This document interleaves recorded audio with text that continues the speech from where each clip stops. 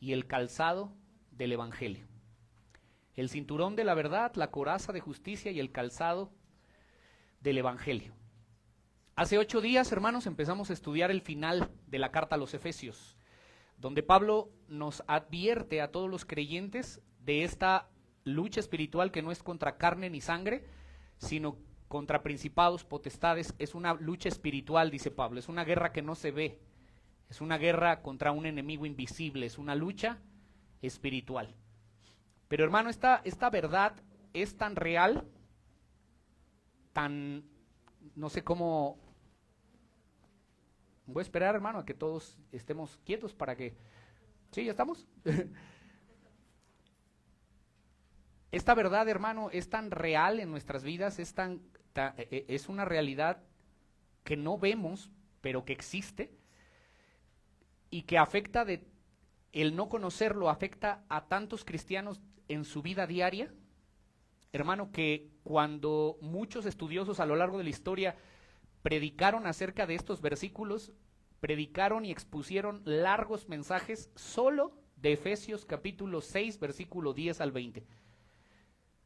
El doctor Martin Lloyd-Jones, he hablado de él en algunas otras ocasiones, es una persona que trajo un avivamiento increíble en Inglaterra y ayudó aún en Estados Unidos. Hermano, cuando predicó acerca de Efesios capítulo 6, versículo 10 al 20, predicó 47 semanas.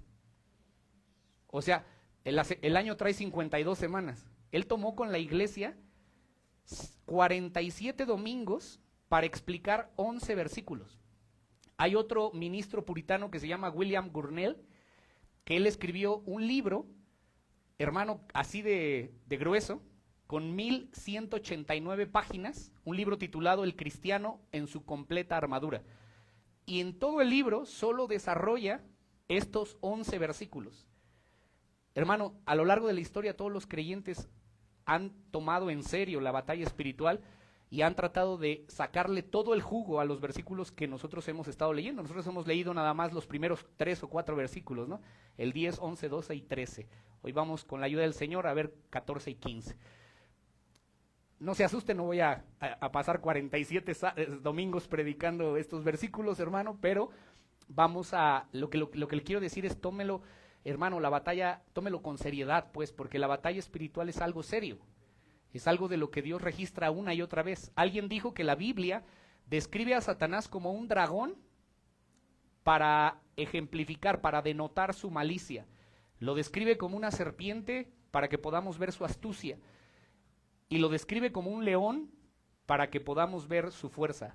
Los puritanos, hermano, que también ya hablamos de ellos y quiénes son, realizaron estudios serios de las escrituras y ellos consideraban al diablo y a todo su séquito como seres sumamente poderosos, ángeles que cayeron, que fueron creados buenos por Dios, pero que después cayeron y se convirtieron en demonios, cayeron en miseria y en pecado, como dice 2 de Pedro capítulo 2 versículo 4. William George, que es uno de los puritanos, él escribió lo siguiente acerca de todo el séquito espiritual que pelea en contra de nosotros y de tu familia, hermano. Escucha, los demonios por creación eran ángeles buenos, tan poderosos, sabios, listos, veloces, invisibles e inmortales como cualquiera de los otros ángeles. Los demonios comparten la misma naturaleza que los ángeles, pero por causa de su rebelión contra Dios se volvieron corruptos y sujetos al juicio divino. Cuando estos ángeles cayeron, no perdieron su sustancia natural y propiedades esenciales, no más que lo que el hombre perdió cuando cayó. Solo la cualidad de la naturaleza y propiedades es alterada de lo bueno ahora a ser lo malo.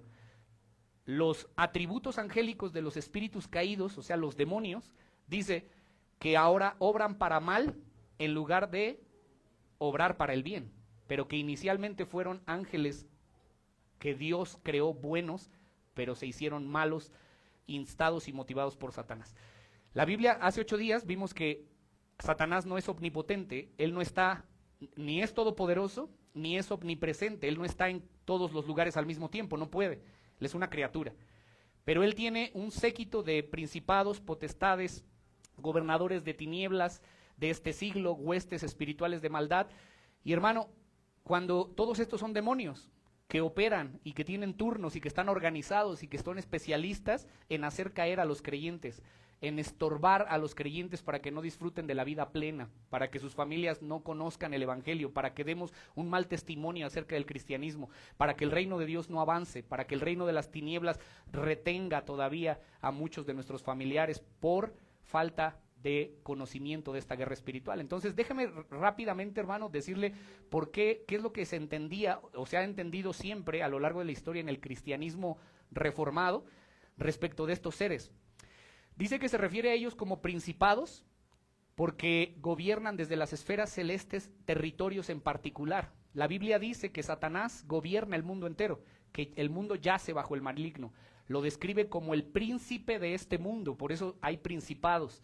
Él es el Dios de este siglo, según dice 2 de Corintios 4:4. El príncipe de este mundo en Juan 14:30. Y Dios, hermano, le dio permiso a Satanás para gobernar y prevalecer sobre los hijos de desobediencia. Dios le permite a Satanás obrar. Dios le entregó el mundo a Adán y Eva en su rebeldía se lo entregaron a Satanás y él obra y gobierna la vida de los incrédulos manteniéndolos cegados a la luz de la verdad. Cuando dice que hay poderes o potestades, dice que estos demonios tienen poder, hermano. Y escuche los ejemplos que le voy a dar, usted los conoce. Estos demonios tienen poder sobre las fuerzas naturales. Dice en Job que cuando Dios le permitió a los demonios o a Satanás tocar la vida de Job, bueno, tocar todo lo que tenía excepto su vida, dice que los demonios hicieron que cayera un rayo e incendiara un lugar para que se quemaran todos los bienes de Job. Y dice que cuando vinieron los siervos a contarle a Job, oye, es que cayó un rayo y quemó todo y quemó a tus siervos y quemó tus vacas y tus ganados. Y luego vino un viento recio. ¿Quién movió ese viento? Los demonios. Y dice, hizo que la casa cayera sobre tus hijos y se murieron todos. Dice la escritura, hermano, eso está en Job capítulo 1, versículos 16 y 19. Los demonios tienen poder sobre los animales. ¿Se acuerda cuando Jesús expulsó a unos espíritus inmundos? Se fueron ¿a qué? A unos cerdos. Y los cerdos se volvieron como locos, hermanos, y se despeñaron y murieron. La Biblia dice que incluso los hombres son poseídos por demonios. Como el gadareno que se cortaba y andaba desnudo en los cementerios. Usted ha visto gente de repente que parece que está loca, esquizofrénica, hermano, pero no es eso. Muchas veces hay demonios dentro de esas personas, eso dice la escritura. Los demonios también pueden incluso generar enfermedades, dice Job capítulo 2 versículo 7 y Lucas 13:16. Ellos pueden actuar, hermanos, sobre fantasías, poner pensamientos en los hombres, en la imaginación de los hombres, pueden proyectar pensamientos y traen memorias sensuales a la mente humana. Y no solo eso, hermano, pueden mover los afectos del corazón de un hombre incrédulo hacia la ira, el orgullo, la codicia, las lujurias. Hermano, los demonios existen. Y eso, por eso dice Pablo, son principados, son potestades, tienen poder, son gobernadores de este siglo.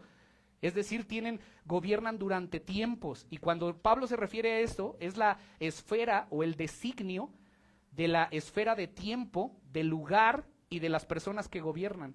Es decir, cuando dice los gobernadores de tinieblas de este siglo, está refiriéndose, hermano, que desde la caída de Adán y hasta que Cristo vuelva, tome a todos con Satanás y los envíe al infierno, ellos están gobernando el mundo de los incrédulos y este mundo que yace bajo el maligno.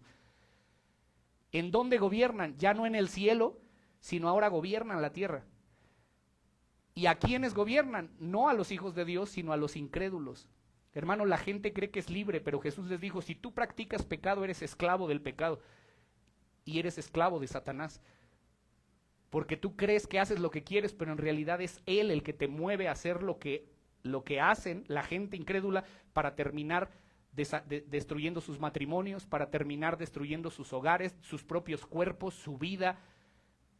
¿Me explico, hermanos? Es Satanás el que gobierna a la gente y dice que son huestes espirituales de maldad, es decir, son espíritus, son espirituales. Los demonios, hermanos, son invisibles, no los podemos ver, pero nos pueden atacar en cualquier momento y en cualquier tiempo. Y por eso es que objetos físicos no tienen ningún sentido, hermano, poner una pata de conejo para que no te hagan mal de ojo. Los objetos físicos, hermano, obviamente no tienen el poder para contrarrestar a un demonio que tiene poder en el mundo invisible. Si leyó, hace rato mi hermano Alex leía en la Nueva Traducción Viviente y dice, los poderes de este mundo invisible, ellos lo gobiernan. Hay una corriente de este mundo que viene de manera astuta, poderosa en nuestras vidas, hermano, y debemos conocerlo. Así que, hermano, esta es una batalla espiritual, pero dijimos hace 8 días que también nosotros tenemos una batalla ya ganada, porque Jesucristo ya venció en la cruz del Calvario, y dice la Escritura que Él también tiene un séquito de ángeles, legiones de ángeles, que dice Hebreos 2:14, están puestos al servicio ¿de quién? De los que heredarán la salvación. Así que, así como existen todos estos demonios, también existen ángeles a nuestro favor que están alrededor de nosotros, como un vallado alrededor de nosotros para que Satanás no nos toque. Entonces piensa esto, hermano. Si Satanás pudiera, mataría a tus hijos. Pero por la gracia de Dios tienes ángeles alrededor tuyo que hace que no toquen a tus hijos, que no toquen tu vida, porque Dios te ha elegido para que cubrirte y guardarte a la sombra del Omnipotente, al abrigo del Altísimo. Amén. Y dice la Escritura en Efesios, ¿se acuerda? Perdón, en Efesios, en Segunda de Reyes, capítulo 6, versículo 16, solo anótelo. Dice que cuando Eliseo, oró y le pidió a Dios que le abriera los ojos a su siervo. ¿Se acuerda de eso? Dice que Gehazi llegó y le dijo, está todo el ejército de los sirios rodeándonos, y llegó muriéndose de miedo. Y Eliseo estaba bien tranquilo. Y le digo, ¿por qué no tienes miedo? Padre, te pido que abras los ojos de este hombre. Y cuando Dios abrió los ojos del siervo, dice que mayor eran los que estaban con ellos que los que estaban en su contra. Dice que había un ejército de carros de fuego y de ángeles que estaban peleando a favor de Eliseo. Hermano, todos ellos están a favor de nosotros. Hay un mundo espiritual. Y eso no es misticismo, eso es ser bíblico, hermano, es lo que dice la Escritura.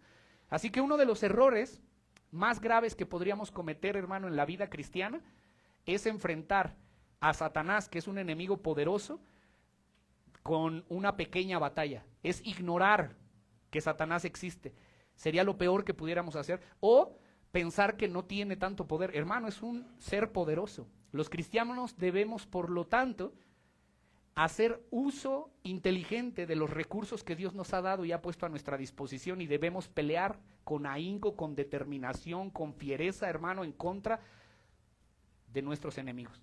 Hace 8 días vamos a Efesios, hermano, abra su Biblia en Efesios capítulo 6, versículo 10 al 20. Vimos hace 8 días la naturaleza de la batalla, vimos que esa guerra ya fue ganada, pero que, hermano, Satanás se resiste a su derrota y sigue molestándonos y sigue queriéndonos hacer la vida de cuadritos y quiere impedirnos que nosotros podamos disfrutar la vida plena que Cristo compró para nosotros. Dijimos que en el momento en que nosotros nacemos de nuevo, por la gracia de Dios, somos enlistados en el ejército de Cristo. Fuimos trasladados de un reino a otro, de un bando a otro. La luz contra las tinieblas, hermano. Y nosotros ahora pertenecemos al ejército del Señor. Dice Efesios capítulo 6, versículo 10. Por lo demás, hermanos míos, fortaleceos en el Señor y en el poder de su fuerza. Vestíos toda la armadura de Dios para que podáis resistir firmes contra las acechanzas del diablo, porque no tenemos lucha contra carne ni sangre, sino contra principados, potestades, contra gobernadores de las tinieblas de este siglo, contra huestes espirituales de maldad en las regiones celestes. Por tanto, tomad toda la armadura de Dios para que podáis resistir en el día malo, y habiendo acabado todo esto, estad firmes. Estad pues firmes, ceñidos vuestros lomos con la verdad, vestidos con la coraza de justicia, calzad los pies con el apresto del evangelio de la paz, sobre todo tomar el escudo de la fe con que podáis apagar los dardos de fuego del enemigo. Tomad el yelmo de la salvación y la espada del espíritu de la palabra de Dios, orando en todo tiempo, con toda oración y súplica en el espíritu, y velando en ella con toda perseverancia y súplica por todos los santos y por mí, a fin de que al abrir mi boca me sea dada palabra para dar a conocer con denuedo el misterio del evangelio, del cual soy embajador en cadenas, que con denuedo hable de él como debo hablar. Ese es el texto que estamos estudiando, hermanos. Ya vimos los primeros 4 versículos. Lo primero que vemos en este texto, hermano, es que Pablo dice que nuestra lucha no es contra carne ni sangre, sino que es una batalla espiritual.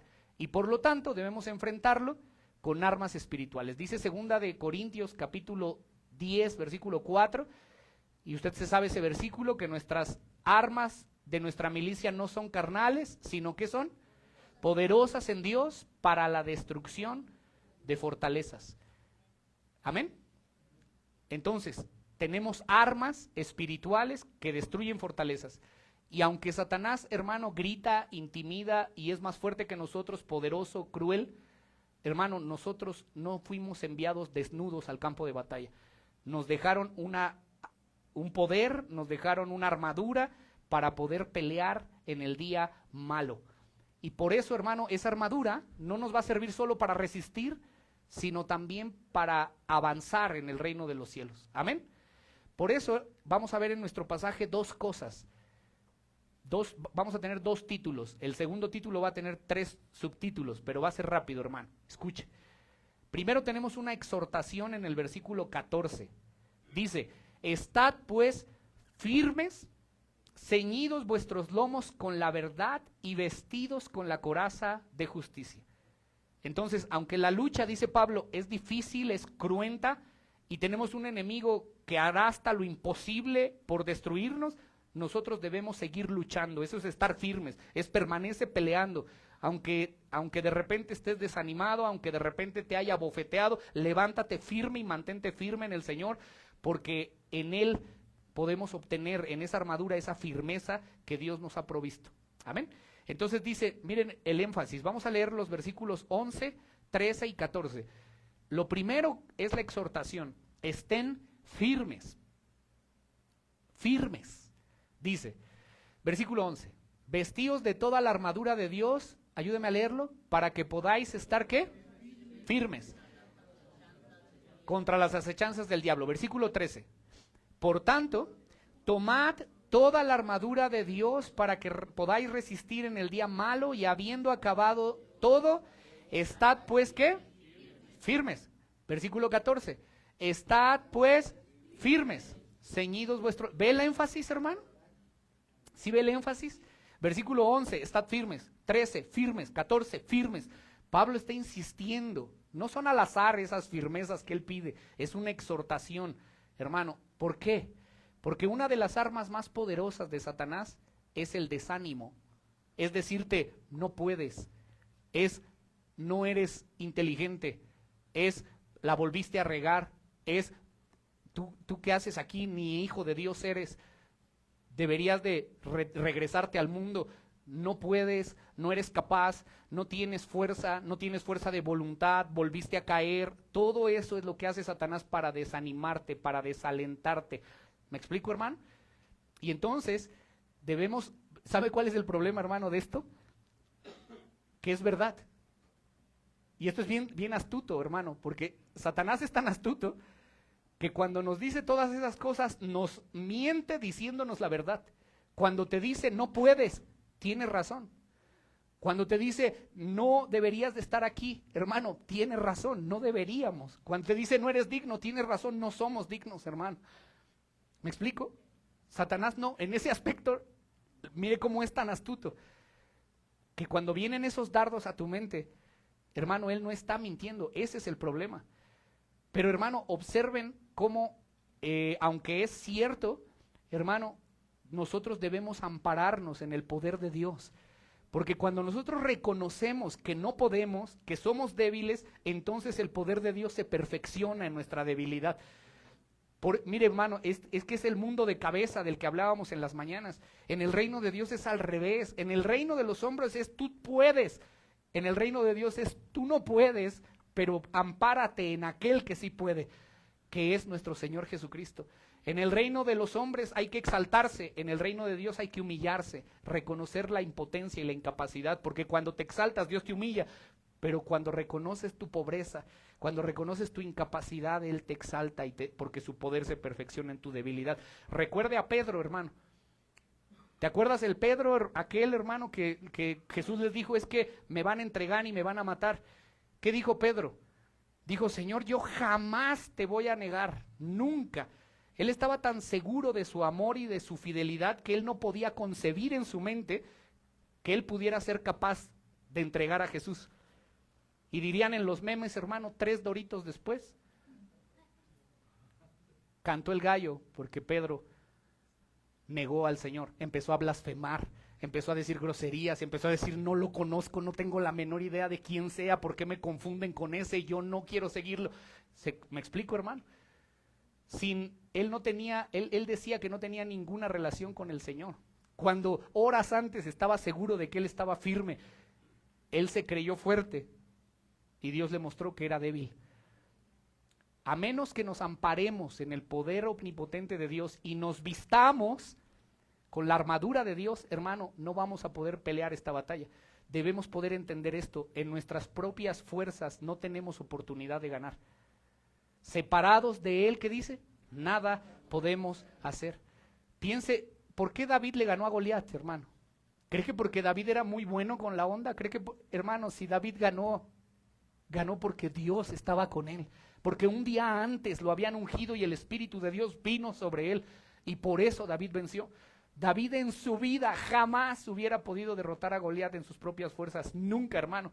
La palabra de Dios dice, en él haremos proezas, en el Salmo 61:2, pero en él haremos proezas, en él podemos vencer.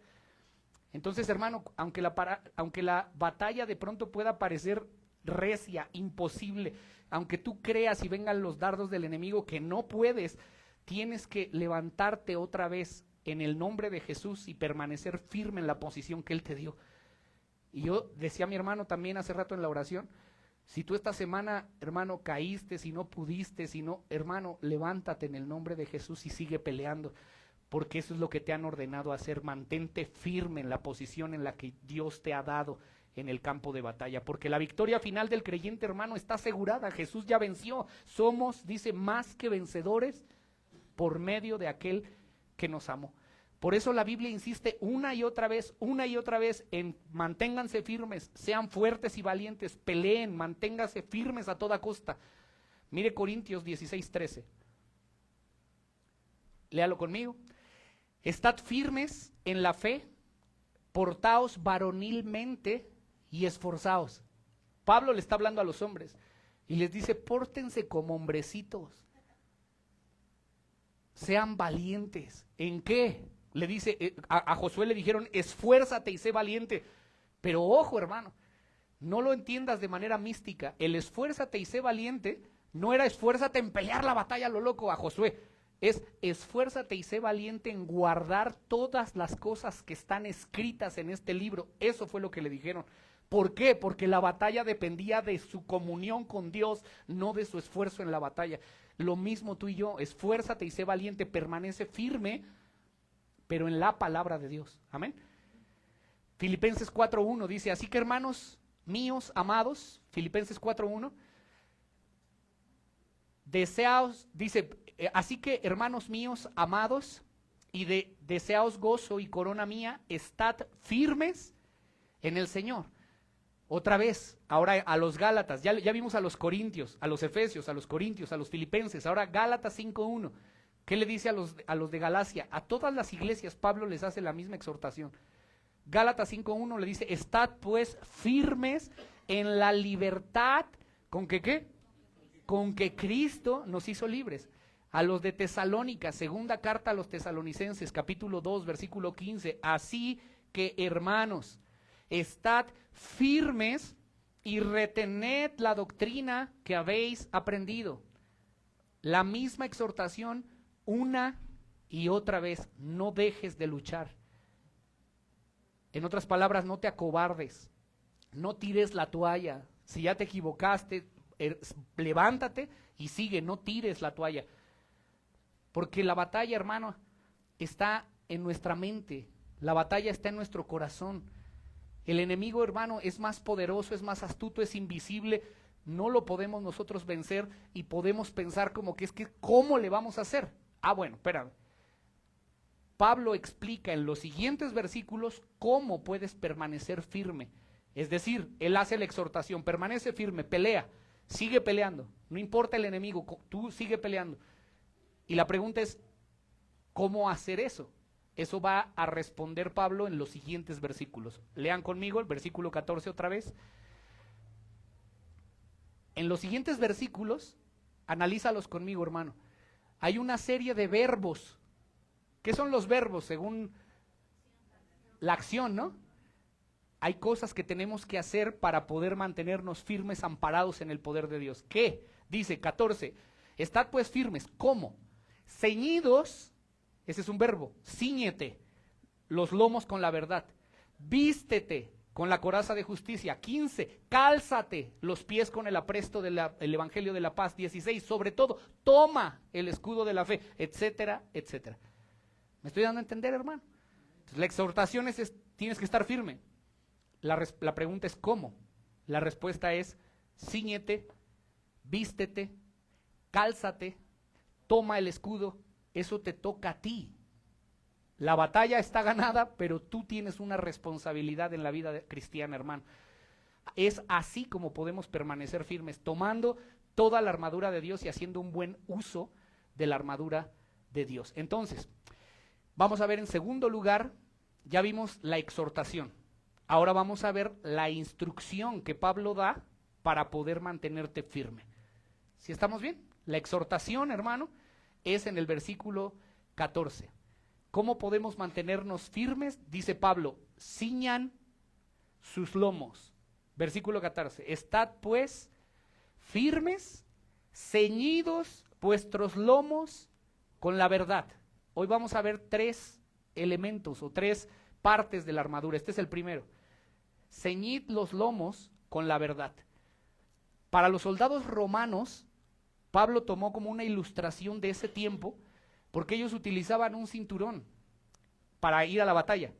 Pero ese cinturón no era un accesorio cualquier, hermano. Era un elemento táctico. Era fundamental. Yo me metí a internet a checar, hermano, el cinturón se le llamaba cingulum en griego. Y dice, hermano, que los romanos, soldados, vestían en ese entonces como una túnica larga y tenían que tener un cinturón porque a la hora de la batalla ellos se ceñían, es decir, se levantaban la túnica y se la amarraban en el cinturón para tener arriba de las rodillas, para tener habilidad, para poder correr, para poder pelear. Hermano, imagínate pelear con una bata o no sé si alguna vez ustedes han puesto alguna túnica. Yo hace muchos años, hermano, presentábamos unas obras de teatro y nos poníamos unas túnicas. Hermano, nos íbamos tropezando si te quedaba media pegada porque apenas si puedes caminar, no puedes dar una zancada porque te tropiezas con la misma túnica. Entonces, el cinturón servía para subir la túnica y amarrarla, aparte de que servía para amarrar toda la coraza y toda la armadura. Si no había cinturón, todo se desarmaba en la batalla. Aparte, el cinturón servía para poner la espada. Hermano, era importantísimo. Es más, no se podía pelear sin cinturón, pues. Y eso es lo que Pablo está diciendo. Aparte, ese cinturón cubría como el abdomen también. Y lo hacían de un material para cubrir el abdomen. Entonces, lo que este cinturón representa, hermano, o la idea era ceñirse los lomos con el cinturón. La idea era estar preparado para la acción, preparado para la batalla. Esto es algo así como cuando le decimos a alguien, ahora agárrate los pantaloncitos y ve y dile a fulano de tal, ¿sí o no? ¿Ha oído esa frase? O cuando decimos, como tuviste los pantalones para hacer esto, o sea, como estuviste listo y dispuesto para ir a hacer, ahora agárrate los pantalones y ve y haz esto otro. ¿Cuál es la idea? Es estar preparados todo el tiempo. Es que tengamos la túnica recogida, estar listos para la acción. Esa es la idea del cinturón. ¿Y cómo se debe hacer esto? ¿Cuál es ese cinturón? Dice, es la verdad. Nosotros debemos estar listos para la batalla, ceñidos nuestros lomos, ¿con qué? Con la verdad. Ahora, escúcheme, hermano, por favor, ¿a qué se refiere esto? Los comentaristas, hermano, tienen 2 opiniones respecto de qué significa el cinturón de la verdad. Unos dicen, hermano, que es el carácter del cristiano, es decir, que tiene que conducirse con verdad, que su sí sea sí, que su no sea no, que no debe hablar mentiras, que debe ser honesto, que debe de ser, hermano, una persona que cultive la sinceridad, que debe de ser genuino en su caminar, en su andar. Y efectivamente, hermano, la Biblia dice en Efesios 4:25, dice que debemos desechar la mentira. ¿Se acuerda cuando hablamos de eso? Dice, hablad verdad cada uno con su prójimo. Entonces es posible que a eso se refiera, pero hermano, hay otros comentaristas que dicen esto, escuchen. Dicen que se refiere más bien a renovar nuestra mente con la verdad de la palabra de Dios revelada. Que debemos estar listos para la batalla con la verdad de la palabra que renueva nuestra mente y corazón, y de esa manera podemos pelear y presentar una batalla efectiva en contra de Satanás. Entonces, hermano, yo creo que no se repelen, ¿no?, las dos definiciones. Claro que debemos andar bien, o sea, en verdad, hablar verdad y no mentira, porque Satanás es el padre de mentira. Pero no puedes vivir sin mentiras si primero no renuevas tu mente a través de la palabra de Dios. ¿Sí o no, hermano? Entonces yo creo que no se excluyen, sino que son dos verdades que caminan a la par. Entonces, hermano, lo cierto es que una cosa te guía a la otra. El atesorar la palabra de Dios en tu mente y corazón te va a llevar a poder vivir una vida veraz, una vida genuina, a poder ser sincero delante de Dios y delante de los hombres. Ahora, compare conmigo, 1 de Pedro, capítulo 1, versículo 13.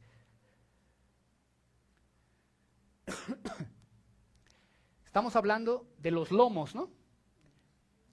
Cuando vemos 1 de Pedro, capítulo 1, versículo 13, vamos a ver que la palabra lomo se puede estar refiriendo de una forma figurada a nuestro entendimiento, a nuestro proceso de pensamiento.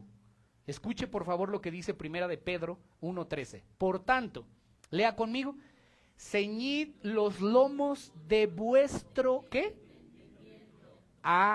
Entonces los lomos tienen que ver con nuestra forma de razonar, con nuestra forma de pensar. Y dice, ciñan los lomos, lo mismo que Pablo, con la verdad, es decir, con la renovación de su entendimiento. Alguien tradujo el versículo de Efesios diciendo, cíñanse los lomos preparando su mente para pensar, pero para pensar bíblicamente. Así que si queremos luchar, hermano, y estar preparados para que el enemigo no nos venza, debemos preparar nuestras mentes, debemos saturar nuestras mentes con todo el consejo de Dios. Debemos cambiar nuestros conceptos por los conceptos de Dios. Cuando éramos incrédulos o no creyentes, teníamos el entendimiento, ¿qué, hermano? Entenebrecido. Estábamos en tinieblas y Satanás se aprovechaba de tu ignorancia y mi ignorancia para tenernos esclavizados. Se aprovechaba de nuestra ceguera espiritual y nos tenía viviendo en tinieblas. Así vivíamos, ¿no, hermano? Pero ahora la luz de la palabra de Dios ha iluminado nuestro entendimiento por su gracia, nos ha resplandecido el evangelio de Jesucristo, estamos conociendo la verdad, y en la medida en que esa luz siga resplandeciendo, iluminando, despejando las tinieblas en nuestra mente, en esa misma medida es que vamos a poder enfrentar a Satanás, pero necesitamos saturar nuestro proceso de pensamiento con la palabra. Juan 8:31, Jesús dijo, si permaneciereis en mi palabra, seréis verdaderamente mis discípulos y conoceréis la verdad, ¿y qué? Y la verdad os hará libres. Sujel Michelén dice, el ignorante es un esclavo. La ignorancia es la cadena que él usa para mantener al incrédulo en sus manos. Dice Sujel Michelén, ¿por qué hay tantas personas que oyen el evangelio y no se convierten al Señor? Porque son ignorantes. Porque, dice, ¿por qué hay tantas personas que prefieren ser esclavos del pecado? Porque son ignorantes. Dice, la ignorancia es la cadena que Satanás usa para mantener al impío en esclavitud, pero la verdad nos hace libres. Dice el Señor, hermano, la verdad revelada en su palabra nos libera de la esclavitud, de la ignorancia y del pecado. Juan 17:15, ya si estaba en Juan, acompáñame a Juan 17:15. Cuando Jesús oró por los discípulos, cuando él ya se iba a la cruz, dice que Jesús hizo una oración por los discípulos y por los que creeríamos después por la predicación de los discípulos. Se conoce como la oración sacerdotal. Jesús oró por los 12 y oró por nosotros en esa oración allá en Juan 17. Pero ¿sabes qué pidió? Les dijo, no os ruego que los quites del mundo, el mundo de tinieblas, sino que los guardes del mal. Santifícalos, versículo 17, santifícalos en tu verdad. ¿Qué dice? Tu palabra es verdad. La mente debe atesorar la verdad de Dios, hermanos, en las Escrituras para que podamos luchar eficazmente contra Satanás.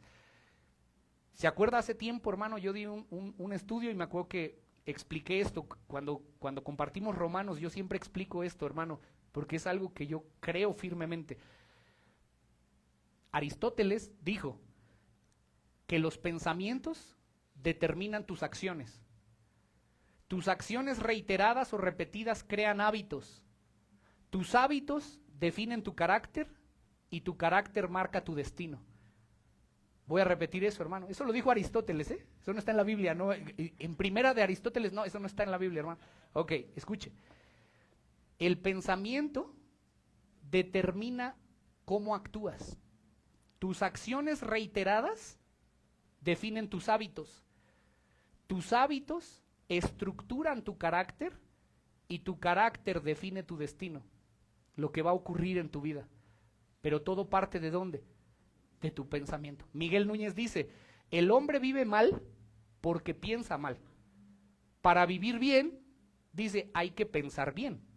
Vivir bien, dice Núñez, significa vivir con coherencia, con integridad bajo la guía de la palabra de Dios, lo cual solo es posible cuando la mente ha sido transformada por el Evangelio de Jesucristo. Ahora, eso dijo Miguel Núñez, eso dijo Aristóteles, pero Dios ya lo había dicho en su palabra miles de años atrás. En Proverbios 23:7 dice, porque cuál es el pensamiento en su corazón, tal es él. Proverbios 23:7. Porque cuál es su pensamiento en el corazón, o sea, tal cual es el pensamiento del hombre, así es él. Lo que el hombre piensa es cómo actúa. Por eso Pablo en 1 de Corintios 15:33 dice que las malas conversaciones corrompen, ¿qué? Las buenas costumbres. ¿Por qué, hermano? Porque las ideas, cuando tú hablas con alguien, te transmiten ideas, pensamientos, filosofías, formas de pensar. La música te mete ideas en tu mente. Y no se quedan solo en ideas, esas ideas dan fruto, hermanos, desarrollan hábitos, crean acciones. Lo que tú piensas es como eres. Por eso, hermano, hasta en el mundo dicen, dime con quién andas y... ¿Pero qué dice 1 de Pedro 3, hermano? Ah, ¿verdad? ¿Cómo si saben esos, eh? Hermano, en el mundo, la gente, los dichos, es como algo común, de sabiduría común, pero que la gente ha podido a través de los años ver, que depende de con quién te juntas eres, hermano. Y hay miles de yo creo que ya le están viniendo a la mente, ¿no? El que con lobos anda, a aullar aprende. Hermano, es así. ¿Por qué? Porque los pensamientos tienen, las ideas tienen poder.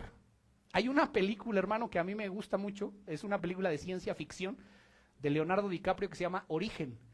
Si alguien la ha visto, en esa película, es de ciencia ficción, Leonardo DiCaprio con una máquina se conecta a una persona que está dormida y se mete a sus sueños, y en sus sueños implanta ideas. Y en esa película, hermano, dice que los científicos han descubierto que las ideas implantadas en lo más profundo de tu corazón pueden definir completamente la vida de una persona. Y tú y yo tenemos cosas arraigadas ahí, en lo más profundo del corazón, que no lo puso Dios. Tenemos con la palabra de Dios, que por eso dice la palabra implantada, es la que puede germinar y dar fruto en algún momento. Necesitamos saturar nuestra mente, debemos conocer la verdad, debemos estar convencidos de que esta palabra es verdad, la palabra de Dios, y debemos de tener un compromiso con vivir conforme a la verdad de la palabra de Dios. Debemos tener el compromiso de decir, yo ya no quiero pensar como yo, quiero pensar como Dios piensa, quiero pensar bíblicamente, quiero actuar bíblicamente y comprometerme con Él. Amén. Esa es la verdad. Ese es el cinturón, hermano. Es de vital importancia para el creyente que conozca la palabra de Dios. Es necesario que conozcas las doctrinas profundas. Eso no es para pastores, hermano. Estudiar teología no es para pastores, es para todos. Todos deberíamos hoy estar inscritos en algún curso de teología reformada seria. Todos, hermano. Amén.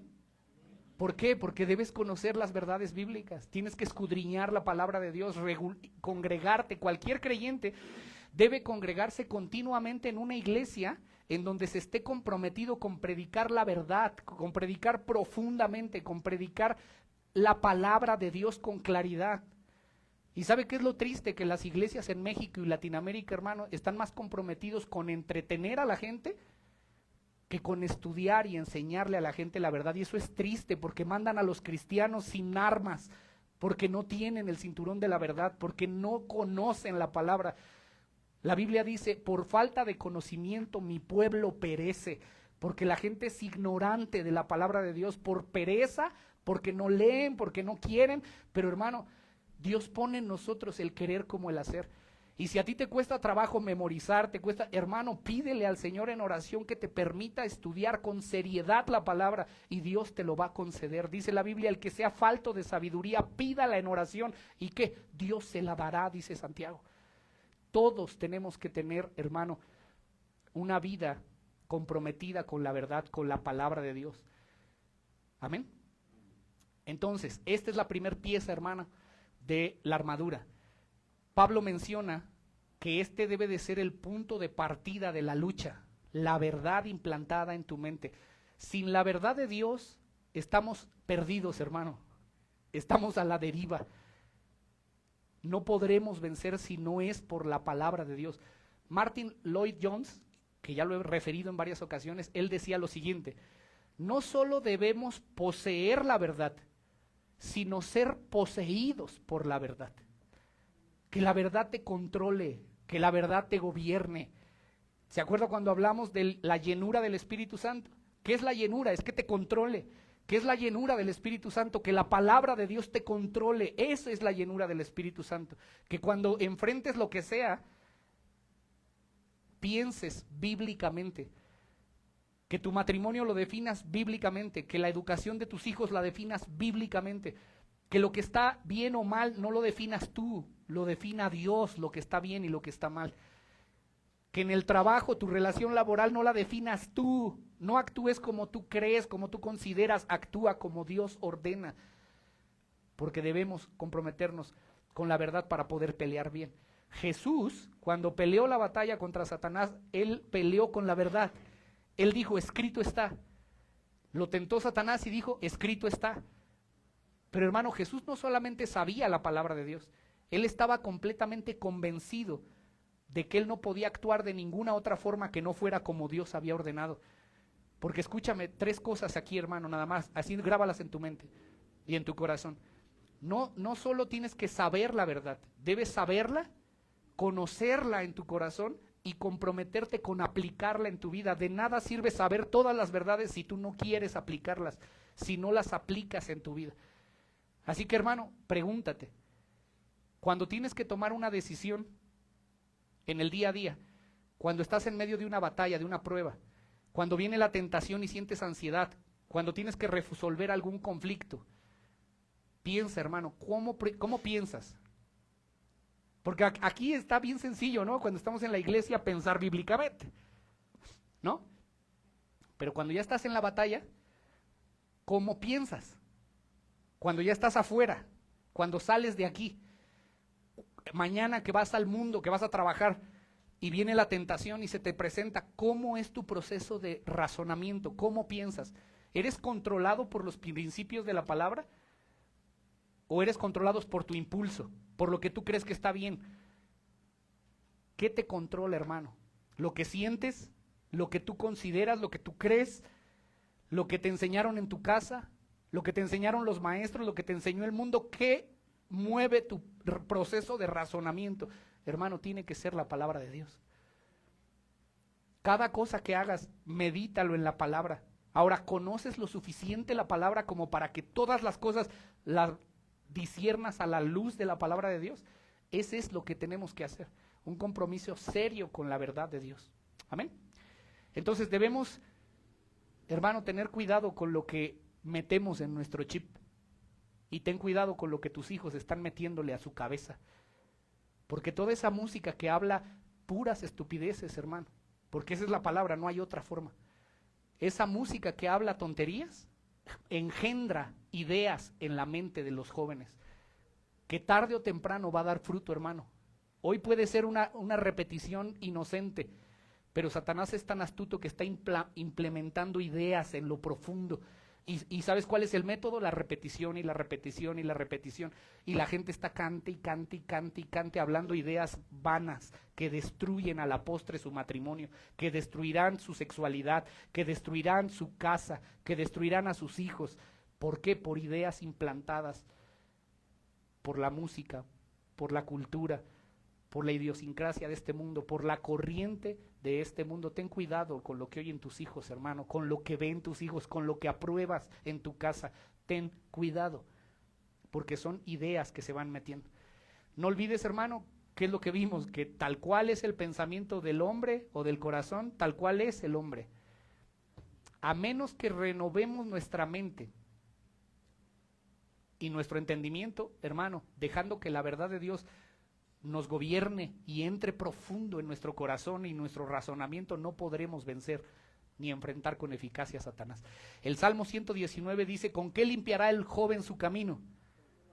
Con guardar tu palabra. Y en el versículo 11 dice: en mi corazón he guardado tus dichos para no pecar contra ti. Debemos entonces ceñir nuestros lomos con la verdad, pero número 2 dice: pónganse también la coraza de justicia. Otra vez, versículo 14, estad pues firmes, ceñidos vuestros lomos con la verdad y vestidos con la coraza de justicia. Ahora, ¿cuál era la coraza? Es la armadura, era la pieza más grande, porque cubría los órganos vitales, cubría el pecho. Esa era la coraza, hermano. Y hay dos maneras también en que las personas lo interpretan. Uno, dicen, hermano, algunos comentaristas, que Pablo se estaba refiriendo que la coraza de justicia es la justificación, es decir, la justificación de cuando nos salvamos, lo que Cristo hizo por nosotros, hermano. Y es posible. La justicia, ¿qué es la justicia imputada? Es que, hermano, nosotros estábamos muertos en delitos y pecados.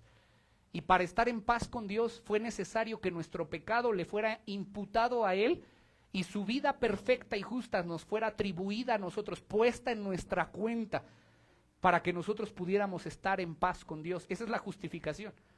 Hay gente que no tiene clara cómo procede la justificación en nuestra vida, que cree que es sí por fe, pero también por sus obras. No, hermano, la Biblia dice que no es por obras para que nadie se gloríe.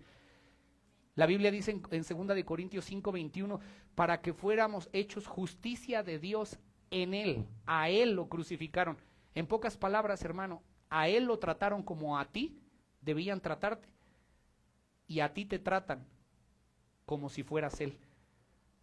A Él le cargaron sobre sus hombros el pecado que tú merecías y que yo merecía, y su vida perfecta, recta, santa, irreprensible, nos la atribuyeron a nosotros, la pusieron en nuestra cuenta. Esa es la justificación, por eso somos salvos, por eso podemos presentarnos delante de Dios, por eso el día que partamos de esta tierra entraremos al gozo de nuestro Señor, no por nuestras obras, sino por sus obras de justicia, por su muerte sacrificial, porque Él pagó el precio de nuestra libertad, Él nos redimió. Él nos compró, Él nos hizo sus hijos, pero no por buenos, para que nadie se gloríe. Es por gracia y es por fe, es por Cristo. Amén. Entonces, muchos comentaristas dicen, esa es la coraza de justicia. Pero otros, hermano, comentaristas dicen, no, espérame, Pablo se está refiriendo aquí no solo a la justicia atribuida de Cristo, sino a una vida justa del cristiano.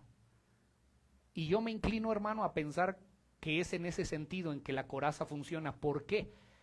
Porque todos los que hemos sido justificados, también hemos sido santificados. Es decir, el Señor nos ha capacitado, nos ha dado su Espíritu para que nosotros podamos vivir en santidad, que podamos vivir a la altura del llamado que nos hicieron, para que podamos vivir una vida digna delante de Dios. Eso es lo que Pablo ha hecho énfasis en toda la carta a partir del capítulo 4 en adelante. ¿Se acuerdan? Lea conmigo 4:1 de Efesios. Dice, yo pues preso en el Señor, les ruego que andéis, ¿qué es andar? Es que vivas como es digno de la vocación. Esa es la coraza de justicia. Vive una vida en santidad. Versículo 17. Esto pues digo y requiero en el Señor, que ya no anden como los otros gentiles, que ya no vivan así, que andan en la vanidad de su mente. 22. En cuanto a la pasada manera de vivir, ¿qué? Despójate del viejo hombre que está viciado conforme a los deseos engañosos y renovaos en el espíritu de vuestra mente y vestíos del nuevo hombre, creado según Dios, ¿en qué? En la justicia y santidad de la verdad. Amén. ¿Sí lo leyó conmigo? Bueno, entonces ahora, hermano, escuche. 2 Corintios 6:7. Pablo usa la palabra justicia para referirse a la vida justa, no a la justificación de Cristo, sino para referirse a una vida en santidad. Escuche Pablo cómo dice en 2 Corintios 6:7. Dice, en palabra de verdad, en poder, con armas de justicia. O sea, ¿cómo vivía Pablo? Con armas de justicia a diestra y a siniestra. ¿Cómo se defendía Pablo? ¿Cómo peleaba Pablo? Atacando al enemigo, ¿cómo? Teniendo una vida justa delante de Dios, una vida santa, una vida en la que él se esforzaba. Por eso, hermano, lo que Pablo está diciendo es ponte la vida justa, la coraza de justicia, para que puedas pelear bien. De otra manera no puedes pelear bien. Ahora, aquí viene como el equilibrio, hermano, y no quiero que usted lo vaya a malentender. Escuche, cuando un cristiano no está haciendo un esfuerzo genuino, siempre en dependencia del Espíritu de Dios, pero cuando un cristiano no se está esforzando por vivir en santidad, va a ser presa fácil del enemigo. O sea, hermano, depende de ti y de mí de verdad hacer un esfuerzo genuino. No lo va a hacer Dios, tú tienes que esforzarte. Dios ya lo hizo todo. Ampárate en Él, pero tú pelea la batalla. Ese es el equilibrio, hermano, entre la soberanía de Dios y la responsabilidad del hombre. Tienes tú que vivir en santidad, ponerte esa coraza de justicia. Satanás, ¿qué significa Satanás? ¿Se acuerda? La palabra, o sea, el nombre Satanás significa... ¿No sabe, hermano? ¿Ah? Es acusador. Satanás es acusador. Entonces escúcheme, hermano. Satanás continuamente te va a atacar, te va a acusar. Pero el cristiano que no está esforzándose genuinamente para vivir en santidad, no va a poder defenderse en contra de esos ataques, contra las acusaciones de conciencia. Cuando un cristiano no se esfuerza por vivir en santidad, hermano, vienen los dardos. Tú no eres hijo de Dios. Un cristiano que no se esfuerza en santidad, que no tiene la coraza de justicia, de una vida justa, amparado en el poder de Dios, siempre va a vivir triste, siempre va a vivir dudando de si es salvo, no es salvo, si es hijo de Dios, no es hijo de Dios. ¿Por qué? Porque siempre vive mal, porque no hace un esfuerzo genuino por mantenerse en la palabra. Siempre hace cosas escondidas y no lo hace a la luz de la verdad. No es genuino delante de Dios. Hace cosas cuando nadie lo ve. Ese cristiano nunca va a disfrutar una vida plena. Siempre va a estar triste o siempre va a estar amargado, hermano. Ese cristiano perderá el gozo. Mire lo que dice Juan en su primer carta, capítulo 1, versículo 4. Dice Juan, estas cosas los escribo para que vuestro gozo sea cumplido. Entonces, ¿qué les está diciendo? Yo les escribo esto para que vivan vidas gozosas, felices. Versículo 5. El tema principal es, si quieres vivir gozoso y feliz, sé obediente. Porque mira el versículo 5. Este es el mensaje que hemos oído de Él y que les anunciamos, que Dios es luz y que no hay tinieblas en Él. Si decimos que tenemos comunión con Él y andamos en tinieblas, ¿qué? Mentimos y no predicamos la verdad. Así que el apóstol Juan coloca la obediencia o la santidad y el gozo a la par. ¿Quieres ser feliz? Tienes que vivir en obediencia. Gozo y santidad John MacArthur dice, la falta de obediencia acarrea falta de gozo. El único cristiano gozoso es el cristiano obediente. Busca un cristiano amargado o busca un cristiano reprimido y muy probablemente vas a encontrar a un hombre pecador. Escucha, un cristiano amargado o un cristiano deprimido que siempre está triste es un cristiano pecador. Detrás de eso siempre hay pecado, hermano. No siempre, pero casi la mayoría de veces. Sigue MacArthur diciendo, muchos, si no la mayoría de los problemas emocionales en la mente y corazón que los cristianos tienen son causados por falta de santidad personal. Muchas desilusiones y desalientos, desánimos en la vida cristiana no vienen por las circunstancias, no vienen por otras personas, sino por nuestros pecados. Cuando las cosas que nos pasan en el día a día, hermano, nos roban la felicidad, cuando estamos tristes, cuando no estamos protegidos con la armadura de una vida santa, dice MacArthur, la causa de nuestra infelicidad es nuestro propio pecado. Así que, hermano, no le eches la culpa a la gente, no le eches la culpa a la circunstancia, es tu pecado. Es nuestro pecado el que nos hace vivir o amargados o tristes. Porque un cristiano que se pone la coraza de justicia, que pelea genuinamente para vivir en santidad, hermano, es un cristiano gozoso, es un cristiano feliz, porque sabe que está peleando la buena batalla de la fe y se esfuerza por agradar a su general, a su comandante, al que lo tomó por soldado en su milicia. Amén. Hermano, cuando David cayó su pecado, cuando pecó con Betsabé, hizo cosas escondidas. Hermano, era el rey, pero ¿sabe qué escribió en el Salmo 32:3? Dice, mientras callé se envejecieron mis huesos, en gemir todo el día, de día y de noche se agravó tu mano sobre mí, se volvió mi verdor en sequedad de verano. Lo que tenía que ser gozo para mí se volvió tristeza, se volvió algo triste en mi vida. ¿Por qué?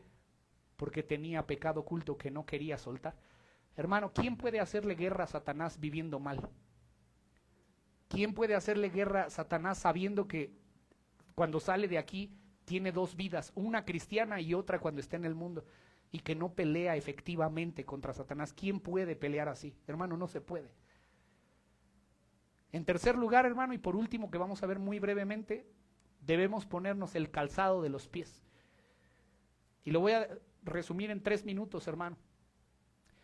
Ya tenemos que entonces la verdad de la palabra, la coraza de justicia, una vida justa, y el calzado de los pies. Versículo 15, Efesios 6:15. Calzados los pies con el apresto del evangelio de la paz. El soldado romano, hermano, utilizaba es bien chistosa la sandalia que ocupaba, porque tenía tachos, como los tachos que usan los futbolistas, así eran, pero eran unas chanclas, que se llamaba caliga, pero esa les daba firmeza, se amarraba en el talón y le daba firmeza cuando enfrentaba al enemigo cuerpo a cuerpo, uno a uno. Se mantenían firmes y podían recorrer distancias, subían montañas, bajaban. Se dice, hermano, en la historia que Julio César ganó batallas porque equipó a sus soldados con sandalias con tachos. Y entonces los enemigos calculaban que Julio César se iba a tardar quién sabe cuánto tiempo en llegar a algún lado, y llegaban rapidísimo porque traían sandalias con tachos. Y hay muchas historias, hermano, pero por tiempo ya no las podemos ver. Pero, hermano, era importantísimo el calzado. Se ganaron batallas por tener un buen calzado. Y la Biblia dice que nosotros tenemos que usar el calzado del evangelio, del apresto de la paz. Tenemos que tener firmeza a la hora de enfrentar a Satanás, y tenemos que también avanzar para ganar terreno en nuestra vida espiritual. Y para eso necesitas el evangelio. ¿Y qué es eso, hermano? El evangelio de la paz. Son esas verdades sencillas, esas verdades de recordar que tú fuiste salvo por gracia y por fe. Cuando venga el enemigo a decirte que tú estás equivocado, que tú no eres hijo de Dios, que tú has perdido, que tú estás perdiendo la batalla, cuando venga el enemigo, hermano, a mentirte en tu mente y corazón, ¿sabes qué tienes que recordar? Tienes que recordar que tú estabas separado de Dios, pero que Cristo vino a abrir un camino para que tú pudieras estar con tu Señor. Tienes que recordar que tú estabas muerto en delitos y pecados, pero que Él te ha dado vida.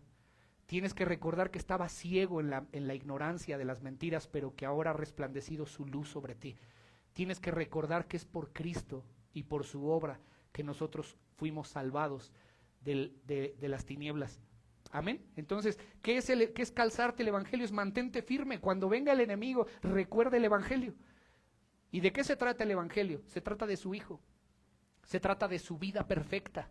Se trata de que Él siendo hombre no tuvo en cuenta, Él siendo Dios no tuvo en cuenta el ser igual a Dios como a cosa que aferrarse, sino que se despojó de sí mismo por amor a ti, se hizo hombre y vino a entregar su vida porque te ama. Recuérdate el evangelio, recuerda que en eso consiste el amor de Dios, en que aún estando muertos en delitos y pecados, Cristo murió por nosotros. Recuérdate el evangelio, hermano. Recuerda que ninguna condenación hay para los que están en Cristo Jesús.